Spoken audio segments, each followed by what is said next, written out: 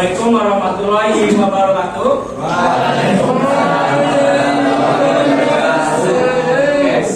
Selamat siang menjelang sore ya semuanya. Gimana kabar semuanya? Alhamdulillah pada sehat semua ya. Pada masih semangat semua nggak nih kalian? Kenapa nggak semangat? Nggak salah. Ayo harus semangat dong. Karena saya udah semangat, kalian harus semangat juga gitu. Oke, baik, sebelum kita mulai kita pada hari ini, mari kita berdoa terlebih dahulu. Semoga mulai kita pada hari ini bisa berjalan lancar dan memperoleh manfaat bagi kita semua. Amin. Oke, ketua kelas Martino, akan pimpin doa. Sebelum kita mulai pelajaran pada siang kita berdoa dengan satu dua tiga.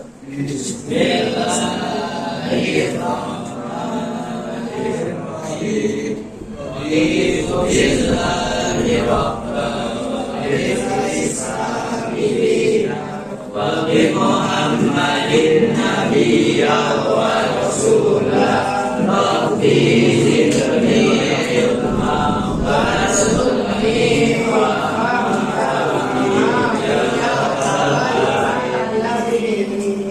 Oke, sebelum kita mulai kita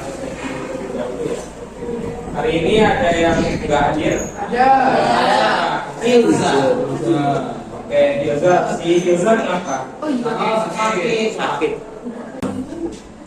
Oke, pada hari ini kita lanjut ke materi baru, yaitu pembagian ilmu ekonomi. Di sini saya izin membacakan tujuan pembelajaran pada hari ini. Oke, yang pertama itu kita bisa mengidentifikasi kategori ilmu ekonomi. Oke, sebelum saya masuk ke materinya, sini ada yang tahu nggak pembagian ilmu ekonomi itu terbagi jadi apa saja? Belum tahu. Oke, ada yang belum tahu ya. Oke, udah saya jelasin ya. Oke, benar ya, mikro sama makro. Jawab siapa tadi? Mbak Nasya ya? Oh, kan berdua. Oke, Nasya sama Mbak Latifah. Oke, terima kasih ya. Jadi mikro sama makro itu termasuk ya dalam pembagian teori ilmu ekonominya. Tapi di atas itu juga ada pengelompokannya. Oke, yang pertama itu ada ilmu ekonomi deskriptif. Di sini ada yang tahu nggak ilmu ekonomi deskriptif itu berupa apa? gambaran. Oke, gambaran berupa apa? Mas Farid?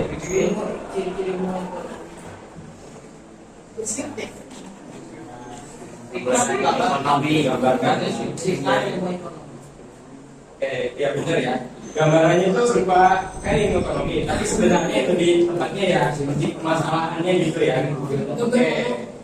Contohnya itu seperti krisis moneter yang dialami negara kita di tahun 98. Kemudian kayak permasalahan ini ya, harga bahan bakar minyak naik juga. Kemudian pas pandemi kemarin juga, oke, kayak harga masker sama sanitizer itu naik juga termasuk dalam ekonomi sendiri gitu ya. Oke, kemudian ilmu ekonomi teori tadi udah disebutin ya, ada ekonomi makro sama mikro. Oke, ekonomi makro itu apa yang kalian ketahui? Oke, benar. Jadi ilmu ekonomi makro sendiri itu cakupannya sangat luas ya. Jadi ya kegiatan ekonomi yang ada di dalam negeri maupun di luar negeri sendiri itu. Oke, kalau mikro apa? Mikro itu mikrometer coba.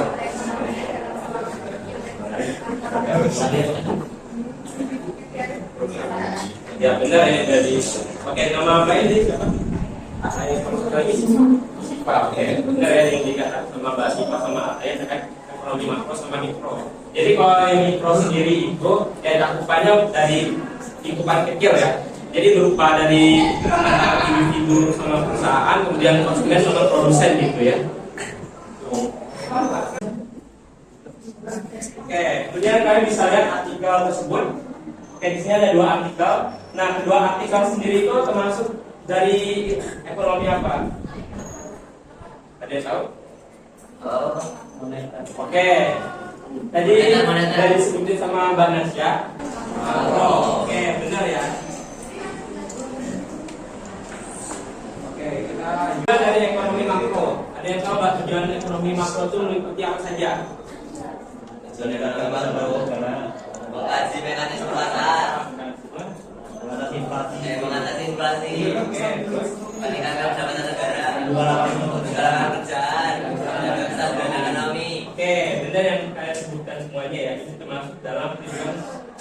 makro. Lanjut ke permasalahannya. Permasalahan dari ekonomi makro itu apa saja? Pengangguran. Inflasi. Pembangunan ada yang saya sebutkan ya. Bisnisnya berupa apa saja? Ekonomi mikro. Permintaan dan penawaran. Produksi dan konsumsi. Distribusi jabatan. Administrasi. Elastisitas harga. Ini ya. Kemudian permasalahannya apa saja? Harga tinggi. Ajarnya saluran distribusi. Benar ya. Lalu kemudian ada prinsipnya. Prinsipnya itu berupa apa saja? Bisa melarang riba dalam segala bentuknya. Oke, sebenarnya pokok utama dari ekonomi syariah itu ya kita dilarang untuk riba ya. Riba, nanti atas hanya gitu ya.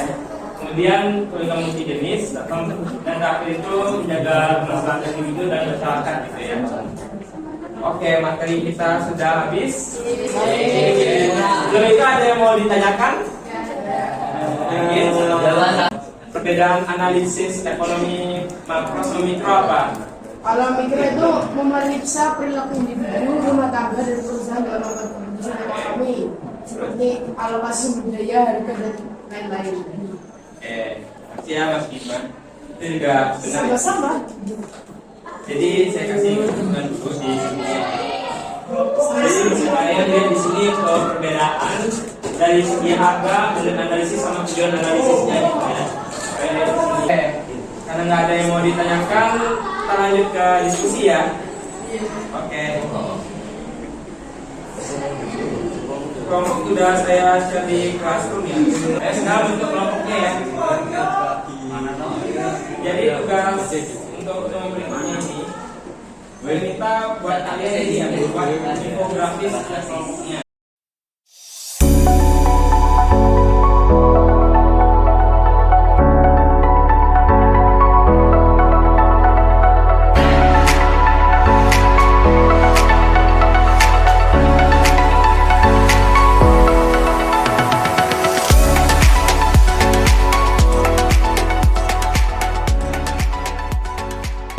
Best activity, kira kira tahu nggak best activity itu apa? Aktivitas pasar. Oke, aktivitas pasar. Jadi kayak ini kayak aktivitas jual beli gitu ya. Tapi di sini jual belinya berupa informasi atau materi ya yang buat itu. Jadi sesuatu yang kalian buat itu berupa infografis atau poster yang ini ya saya.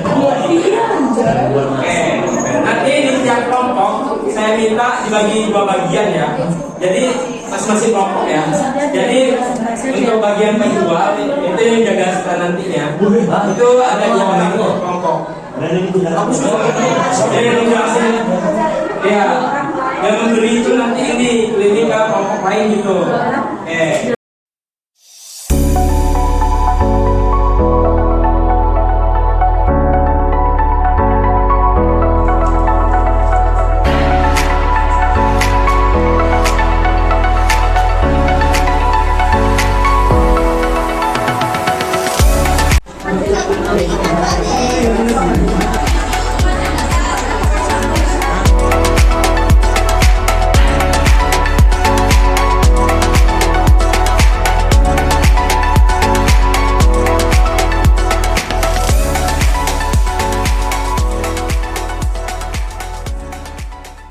Peroleh dari ini kelompok 6. Transaksi yang dijalankan berdasarkan kerjasama dan keadilan. Oke, jadi begitu yang kamu peroleh ya. Terima kasih. Oke, gimana dari kelompok 6? Apa benar informasinya begitu? Ya. Oke, dari kelompok 6 ada tanggapan barangkali? Kayaknya Cukup apa yang disebutin tadi ya? Kelompok 5 perhatikan ya. Ekonomi syariah, manfaat Islam mendorong terciptanya pertumbuhan ekonomi bagi masyarakat, mampu menciptakan anggaran negara memihak pada rakyat, mendorong pembangunan infrastruktur yang bermanfaat bagi masyarakat, tujuan persaudaraan dan kesejahteraan universal, distribusi pendapatan yang merata, kehidupan dunia dan akhirat. Oke, gimana kelompok 5? Ini masih yang di bukan benar? Oke.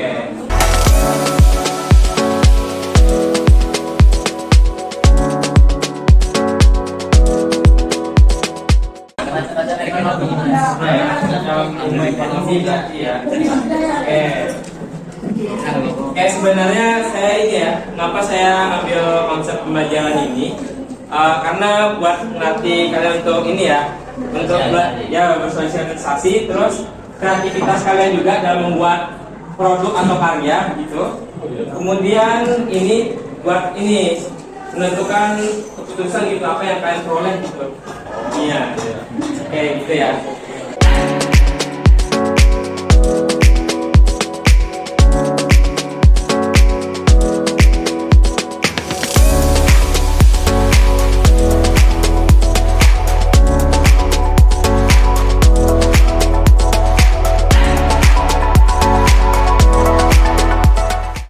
Sekian pembelajaran kita bersama diri. Apabila mohon maaf jika dapat banyak kekurangan atau salah dari saya, tetap semangat belajarnya ya kalian semuanya ya. Semangat juga buat asesmen kelas belajarnya minggu depan ya.